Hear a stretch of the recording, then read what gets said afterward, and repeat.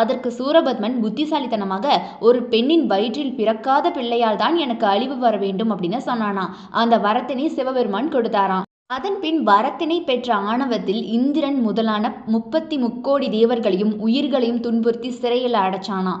இந்திரனும் சூரபத்மனுக்கு பயந்து பூலோகம் வந்து விட்டானாம். அதுல பாத்தீங்கன்னா, சூரபத்மன் செய்கின்ற கொடுமைகளை தாங்கவே முடியாம தேவர்கள் கைலாயம் சென்று சிவபெருமான் கிட்ட சூரபத்மனிடமிருந்து தங்களை காக்குமாறு முறையிட்டாங்களாம். சிவனும் அவர்களை காப்பாற்றும் நோக்குடன் பார்வதியின் தொடர்பின்றி தன்னுடைய 6 நெற்றிக் கண்களை திறந்து அவற்றிலிருந்து தோன்றிய 6 தீப்பொறிகளை வாயு பகவான் ஏற்றி சென்று சரவண பொய்கையில் இருக்கக்கூடிய தாமரை இலைகள்ல இட்டாராம். அந்த 6 தீப்பொறிகளும் பார்த்தீங்கன்னா 6 குழந்தைகளாக உருவெடுத்துச்சு. இந்த 6 குழந்தைகளும் ஞானம், ஐஸ்வர்யம், அழகு, வீரியம், வைராகியம், புகழ் அப்படின்னு சொல்லிட்டு 6 குணங்களை குறிக்குது. அந்த 6 குழந்தைகளையும் பார்த்தீங்கன்னா 6 கார்த்திகை பெண்கள் தான் வளர்த்தாங்க. பிரணவ சொரூபியான முருகனிடம் காக்கும் கடவுள் முகுந்தன்